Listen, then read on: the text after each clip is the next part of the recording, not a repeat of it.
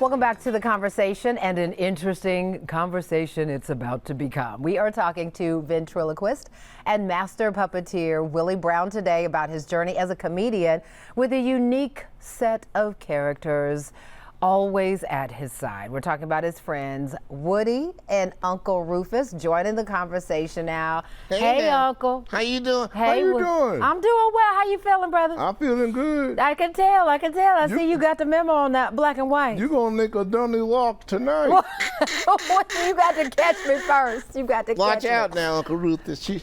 This should be really interesting. So I want to talk about how you stay in character as a comedian and stay in character with these characters. How do you do that? It 'Cause I feel ain't like easy, let me tell you. It ain't easy. I feel like it's a 3-track mind. Is it? I guess it is. You know, I've been doing it for a long time. Yeah. He kind of used to it now. Yeah, I guess so. That makes sense. So it's like, I guess, being an actor in a way, right? 'Cause Yeah. you got to get into the character. Whatever character you're playing, you got to be that character. But what about the parts where you have to animate, right? Because you can't just sit there. Right. The eyes have to blink, heads have to turn, Uncle Rufus has to talk trash. I'm real, baby. I'm real.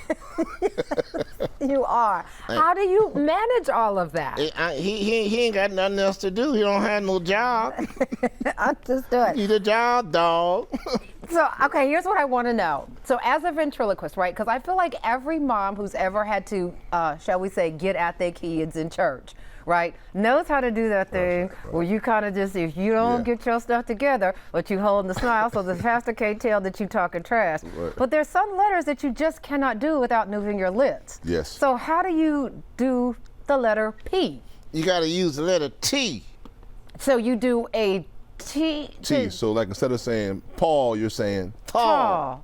So my name is Portia. Welcome to the Portia show. Welcome I feel to like the it's Portia show. But you keep saying it like T the title, tick the tickle, tickle tethers. Then it starts The T the to- title, tick the tickle, tickle tethers. How many tickle tethers? The T the title. You know what? Ted. And after a while, it's just like, okay, yeah, starts it to sound sounds like a like P. it. Yeah. Yeah. So, okay, well, the first time you take this ministry, because this is a ministry for you. Now do it this is. in prison. Yeah, I do. What was that like? Like, how was it received? They love it because the prisoners, you know, they're in there and they don't get a chance to really see this type of entertainment on a Right. regular basis, you know. So the first time you pitched that to a prison, I mean, you were always sort of working in a ministerial capacity, right? We should Yes. point that out. But what'd the warden say? The warden loved it. Yeah, they love it because what it does, it helps morale. Mm-hmm. It helps the it helps the correctional officers because they're stressed out. Right. The prisoners are stressed out. Right. There's nothing better.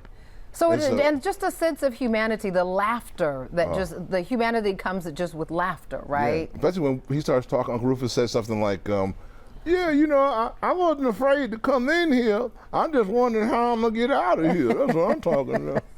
So eventually, and I did not, let me just be honest, I didn't think it was going to happen because I was like, I know I'm going to be talking to a man with 2 puppets on his lap the whole time. He's not going to be able, but you're so good, you do start to feel like you're talking to different characters, right? Yeah, you do. Yeah, everybody gets into it. Don't feel bad. Okay, so, Yeah, but, we all talk to each other. but there's a different character too in your repertoire, right? We got more people. So you've got an auntie, and I want to talk to You wanna auntie see because auntie? I do, because I understand that auntie gotta go then. has a whole, okay, well, so that means Uncle Rufus has to go, but I feel like there's a story behind how you then incorporate an auntie into this whole conversation, right?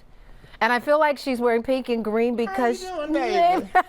Oh, halakadasa, plate of lasagna. Oh, Wait a rigatoni, second. ravioli, linguine. We on the Portia show. we are auntie. Welcome to Portia, auntie. Thank you. So good to be here. I'm a member of the Alpha Kappa Kappas. That's not a thing, just for the Yeah, record. They came out before the Alpha Kappa Alpha. Nothing came out They say before ski Alpha week. We Kappa say- Alpha, but that's a different we story say for a ski different. wop. No, okay, so how did you get here?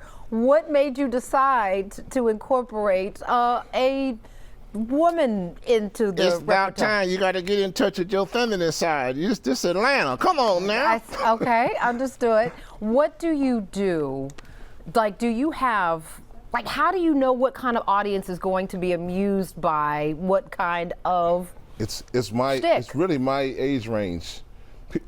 Middle-aged folks, they like my kind of humor. So people my age, they love this kind of stuff. Yes. You know, so I know from my demographics on my social media who my audience is. Got it. And so that's how you really pay attention to what you're going to be doing. You ever touch on politics, current events? little How do you bit, do that with politics. 2 whole puppets in your hand? Mostly current events. Your current events and family stuff, things that we all, you know, we all deal with. Yes. Like I pledged down in Tar Heel University, 1969, at the IA, the Theta chapter. That's not a chapter, and there's literally no Tar Heel unless you're talking about UNC, but we're not.